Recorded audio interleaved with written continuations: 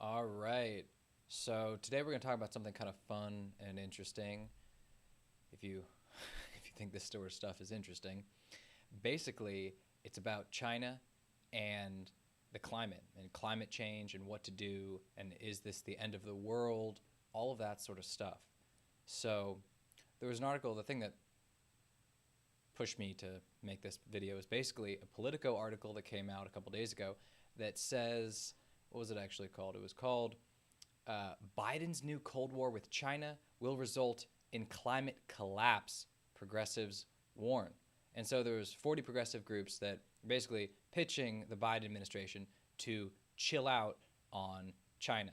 Stop trying to confront them so much. Stop making this into a giant conflict between the two countries. Otherwise, we're not going to be able to stop climate change.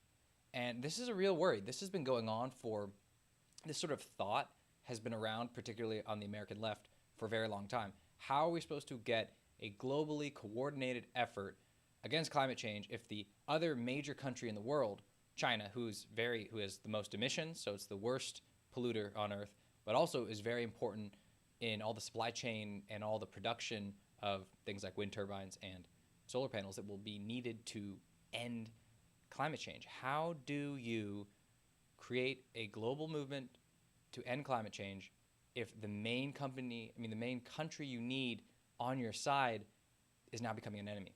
So that's what we're going to talk about. So just to give a bit of some waypoints here about what we're going to talk about. First, I'm going to start with these coalition problems on the left, which is basically, well, we'll get into it. Basically, it's like, how do you choose between climate change and human rights abuses or racial prejudice? All of these things, they need to stack up in a certain way. Otherwise, you can't get anything done. So we're going to talk about that and talk about how it's not an abstract issue. And then what exactly do you do if you have this internal conflict within basically political values in the United States? How all this connects with certain tensions between the left and right in the United States. And then a little bit more about how the left in general is less willing to draw certain hard lines, which allows the right to really draw those hard lines. And that just ends up in a back and forth where, oh no, how dare you say this, but how dare you refuse to say this? And that's something we've seen, obviously, for at least 30 years and really going back for a very long time. And we'll just wrap it up by actually talking about, well, what's the answer? Like, can you have a globally coordinated movement to stop or stall climate change without China? Will confronting China just inevitably result in climate change? Will it just become a runaway problem? That is what we're going to talk about. And that was a very dramatic sip of tea to get it started. So let's get going. So yeah, this really starts. The heart of this issue, I mean, it was a letter or a bunch of progressive groups signed to convince the Biden administration to do something. Basically, this is about coalition problems on not just, well, on the American left, but on the left in Western countries more generally. So the issue is really, how do you prioritize all these different values in your coalition? So what is at the top of the hierarchy? Is climate change the biggest issue? Or maybe it is racial inequities and prejudice. Or maybe it's global human rights abuses. There's really no mechanism to figure out what is at the top or what is at the bottom or what is at the bottom. How do you actually do it? So one way to do it is maybe, okay, what causes the most harm? So whatever causes the most harm, we could say that is at the top of the scale. But how do you actually figure out what causes the most harm? So is the future harm of millions of people being displaced and crop failures and sea level rises, all of that associated with climate change, is that more harmful than current racial or sexual prejudice and suffering as a result? How do you measure that? How do you even start to adjudicate this sort of thing? It's really something that is not going to be answered. This isn't ever answered up front because it's so controversial. When you actually talk about harm and talk about this, it turns into a legal sort of proceeding, and no one likes it. Well, what do you say if, well, LGBT rights are clearly less important than racial rights? or than the problems associated with environmental changes. You can't actually talk about these things because it undermines the informal associations within the coalition. So in politics and political parties generally, you don't have like stable things. It's not like there's no Nash equilibrium. There's not like it's not game theory. There's not like a set of known identities or known people that coordinate or confront each other or compete in the game, and then there's a set winner and set losers. Actually, the actual parties themselves are changing at the same time. So what it means to be a conservative or a Republican in the United States in 1990 is not what it means to be a conservative in 1950 or in 2020. And it's the same on the American left. The values are changing, and the actual meaning of Democrat, Republican, liberal, conservative changes. And that's why it's always kind of funny in a sense that everyone gets so invested in these labels when they're actually mutating, like under the surface, like right in front of our eyes. But this is a real problem because these coalitions are always shifting and they're evolving. So you're always trying to keep everything together but maintain a big tent, make it open so that new elements can come in. And what we're seeing right now is basically that both American parties are in total, I don't know, reformation mode, chaos mode. There's all sorts of shifts going on. And what you see when this happens in other countries is, in other countries, so in Europe, you have more proportional representation. You have all these like very small parties. So there'll be like the Greens and like Christian Democrats and all these different little parties that form, and they'll get just a little bit of the pie, basically the electoral pie, and they form actual coalitions. Here we have the coalitions within two major parties. So you see, so the name brand doesn't change. It's still Republican and it's still Democrat, but all the coalitions are actually changing, and they might be changing in size. So you might have more the equivalent of like Greens in the American Democratic Party, the left, the Democratic Party. That might be actually growing in importance, but you can't actually see it reflected anywhere. So it's much more of a, I don't know, perceptual, psychological, even aesthetic sort of thing you have to look at to figure out, okay, is what exactly is on top here? What are the values that are most important? And so it's kind of weird, but we kind of just look at the media to figure this stuff out. Like, what are people talking about? But that ends up causing sort of a problem because everyone is trying to game the media to make their issue or what they care about most important. And if they do that, people start to think, oh, maybe this is the real issue. This is where the real energy is.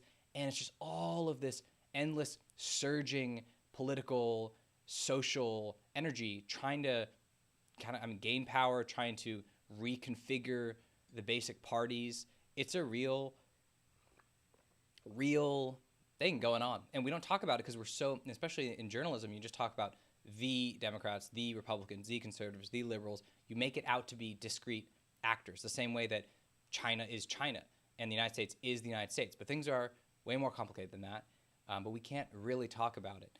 And when we're trying to talk about something like climate change versus competing with China, we're really talking about coalition problems. Like, this is like, what are the actual coalitions within the parties and how are things shifting? So this Politico article, this idea that maybe we are not going to be able to stop climate change if we also confront China, that is really getting at the heart of these issues. And it's not an abstract issue. So just to like we'll move on from the sort of more conceptual stuff of like how these parties come about, what the politics is actually, how the sausage is sort of being made behind the scenes and sort of in all of our gazes, basically, with the media apparatus that we live in now. Now let's make it more concrete. So it sounds very abstract, like, sexual minority rights versus racial minority rights versus formerly colonized peoples versus et cetera, et cetera. It seems very abstract in a sense until you have all these concrete issues. So a major one is with regards to sort of climate change and conflict with China. It's solar panels. So the solar panel supply chain is almost entirely based in China. China outcompeted, it subsidized and flooded the market in the late 2000s and throughout the 2010s, basically destroy all solar panel company competition around the country. Around the world. And there's very few pure American solar panel manufacturers anymore. A lot of the actual solar activity in the US is really just installations. So it's installations of primarily Chinese made solar panels. So 2/3 of all solar panels come from China.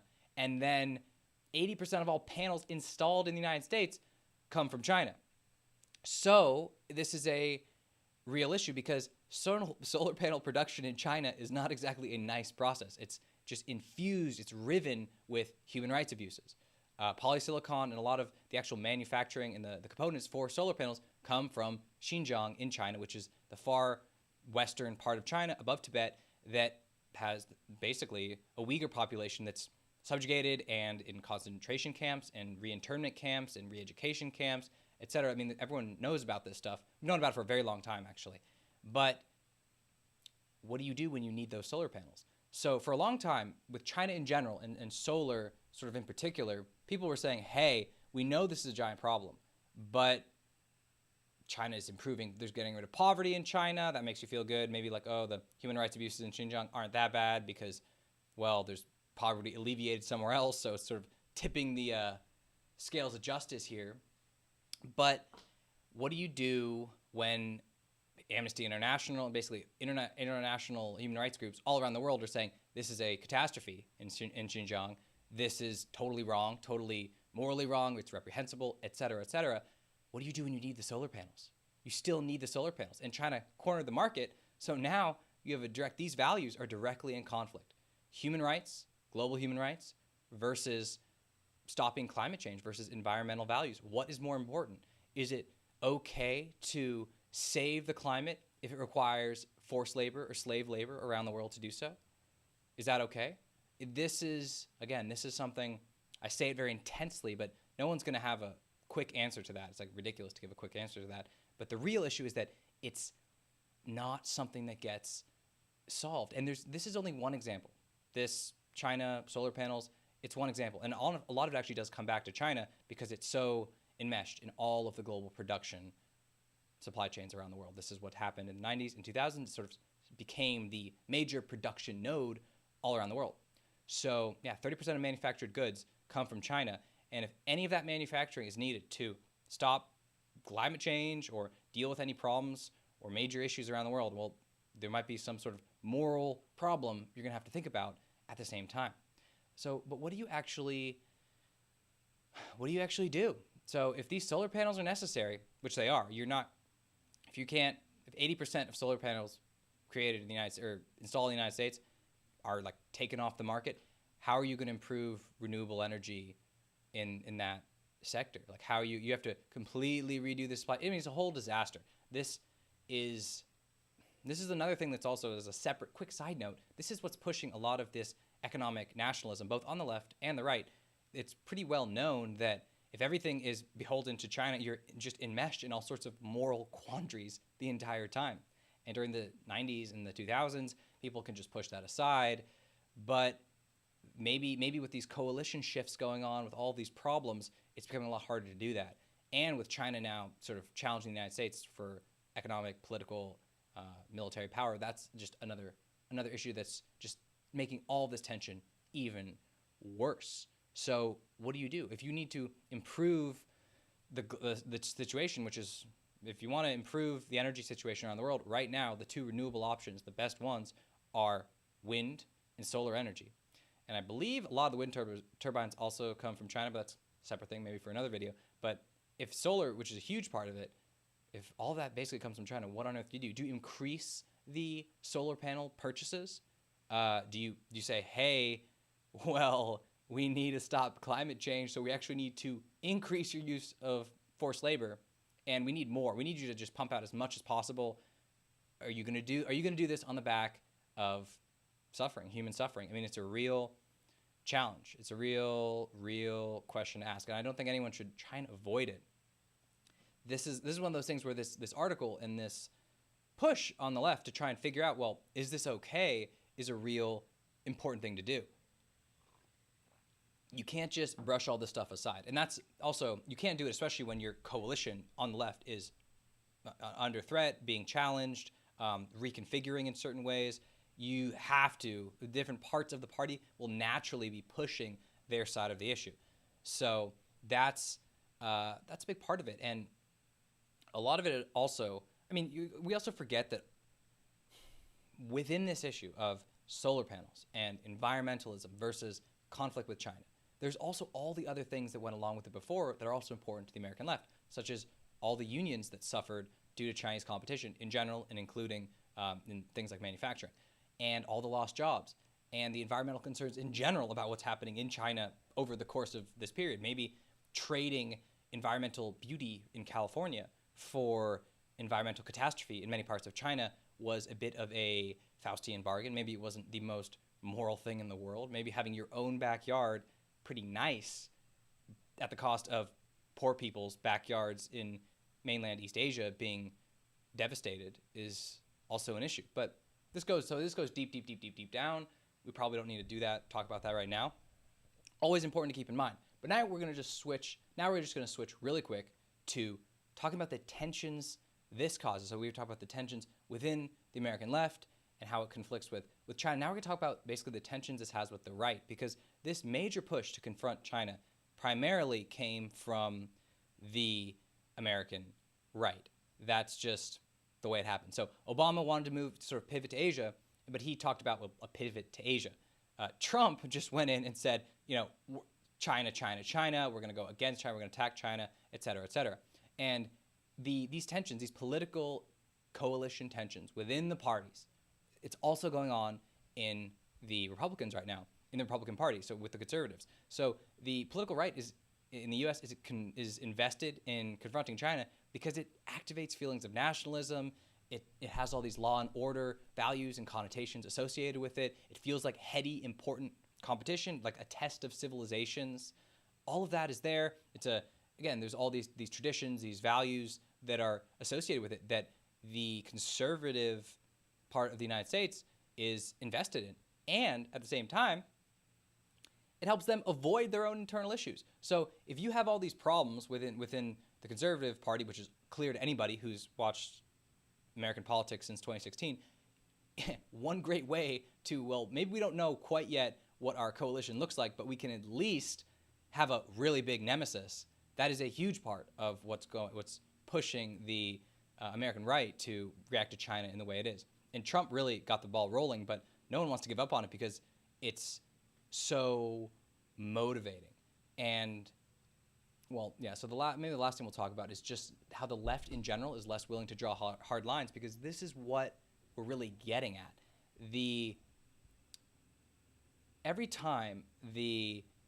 So one way to think about it is that Biden and Obama, the way they talk about a conflict with China is a conflict with China, but it's also more than that. It's basically a battle between democracies and autocracies, or liberal values versus illiberal values. And that is really how the left in general likes to frame things. And that's how it was in the Cold War as well. And there's good reasons for this. So this prevents, negative forms of nationalism, one way to think about it. So it prevents, let's say, prejudice or violence against Chinese Americans, or the racial associations when you're going against different nations. So the left remembers the internment of Japanese Americans during World War II. There's that. There's all that. But it also, this more general frame for the issue is a great way to get a large global coalition together on things. So the left is always talking about, the deeper values, in a sense. Well, in the sense of like liberal versus illiberal versus democracy versus autocracy. But every time they do that, the conservatives and the Republicans, they just say, you're not actually pointing out the real issue. So you get this thing where every time the left says, it's not about a direct competition or conflict or confrontation with China, the right says, yes, it is, and you're avoiding it, and you're fake, and you're slow, and you're false, etc. And it just ends up in a back and forth. So every time you try to make it about these high-minded values, the other side will just say, hey, no, you're just avoiding the concrete, real issue. You have all these problems, you have all these internal issues, and you can't confront the real stark menace in our world, right? And this goes way back to throughout the Cold War, throughout the 20th century. This has been actually a pretty common theme. And ultimately, you kind of have to do both. You have to talk about the major values and you have to do the concrete issues. But that is very hard in the context of shifting political parties and coalitions. You really have to find some way to do it, but most can't. So usually you have like philosophers or random academics or intellectuals who will try and navigate this sort of stuff, but politicians don't have the luxury really of doing this. And they love this conflict, this back and forth, which is what you just see really forever. And like, don't expect this to go away for within the U.S. and between the Republicans and the Democrats, as long as China is still a major issue. If the China issue fades, if China starts to really struggle, collapse, break down, then things will shift. I mean, that's very similar to what happened with the Soviet Union. In general, the conservatives, I mean, best represented by Ronald Reagan, he was like, oh, we're going to go directly against them, direct conflict, us versus you, us versus them, blah, blah, blah. The left was more concerned with a broader perspective, keeping a broader perspective. But yeah, unless China disappears as an issue, this back and forth, it's going to go on for a very long time. So people should just be aware of that. There's not, well, so we'll just kind of wrap this up probably. I mean, this is probably a general divide between the left and the right in some sense. We could figure that out and word that, think it through some other time. But yeah, the real issue that comes back is like, well, what's the answer? Is China, confronting China, going to conflict with saving the planet? Is it going to actually warm the planet? Will it prevent the cooling of the planet? And it's kind of a hard question to answer, but I mean, it kind of brings up, well, is the current plan or attempt or policy or whatever to fix climate change or stall climate change, is that actually working? Is that going to work? That's sort of the broader thing, because on the American left with the Democratic Party, they're trying to create, again, the global coalition that could confront climate change. That's where the Paris Accords and all that came from. That was the Democratic, by Obama-led initiative to sort of create this global coordinated effort.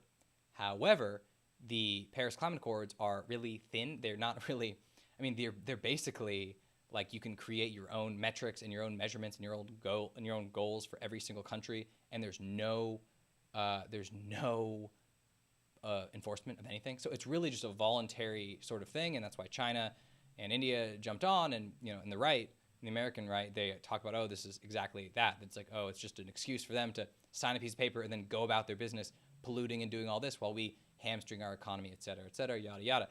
But the broader question is, does any of this work? Is any of this likely to work? And that's sort of the underlying thing. Maybe people on the right are thinking about like, hey, maybe your whole climate thing is just not going to work.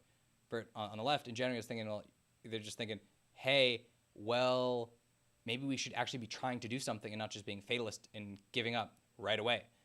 So that's kind of where things are. I mean, personally, I don't think any of the current technologies or the current global frameworks to solve climate change exist. I think there's more global fragmentation and around the world and problems at coordinating between different countries than ever. So the EU is struggling to keep itself together. East Asia is almost at each other's throat. The Middle East is at each other's throat. Latin America has all of its own problems. And even within the United States, these coalition issues, 50% about of the United States doesn't want to lead a global effort to stop climate change. That's basically an issue for the left, and the media and everything inflames all of these things. So these things are hardening. I think on the left, people are sort of hoping that more fires, more basically catastrophes and tragedies will increase the numbers and get more and more people to believe that climate change needs to change. And most likely that'll be like a generational thing. So millennials, my generation, will be thinking, hey, they'll have seen more, they'll have heard more, they'll be less invested in sort of the old, I mean, this would be the people on the right particularly, who they'll be less invested in sort of the old rigid idea of how to think about climate change, and they'll be more willing to move towards doing something.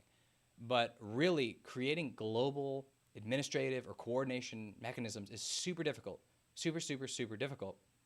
The U.S. sort of makes everyone think it's easy because it managed to do all this during the Cold War, but it did it during the Cold War when it had a nemesis, when there was a real back and forth and there were two different systems, etc. Now China is part of this system in many ways, and that's what makes all this so much more complicated. Like, you really, if California, for example, where I am, manages to improve its emissions or whatever, it does almost nothing if China and India don't manage to improve theirs. But you can't force countries to do anything, right? Isn't that another infringement of another value of like sort of national sovereignty and self-determination? So that's why politics is such a mess, is because all these values and constraints and restraints and just hopes and dreams are all sort of colliding and conflicting. But that's kind of the way it is. And if we're just talking again about, well, is a conflict with China going to heat up the world, basically? Probably not more than it's already heating up. The way to think about this is not hoping for a global united front against climate change. I mean, I think that that's been kind of the dream since maybe 2005 or probably later, and maybe even the late 90s in some parts of the American left. That's probably not going to ever happen, especially just with the way economics and COVID and deglobalization is impacting countries around the world. You're not going to be able to even do this sort of stuff. People are going to want energy. Countries are going to need energy. And unless you, again, like maybe you need a massive American solar panel and wind turbine industry to like sell all around the world. But really, that's actually kind of the role that China plays. So these things are very naughty. They're not easy to piece out by any extent, but people should just remember, that there is coalition wars going on within the United States, so within the parties and between the parties. And these are sort of refracting into all sorts of issues that don't look like they're going to be resolved.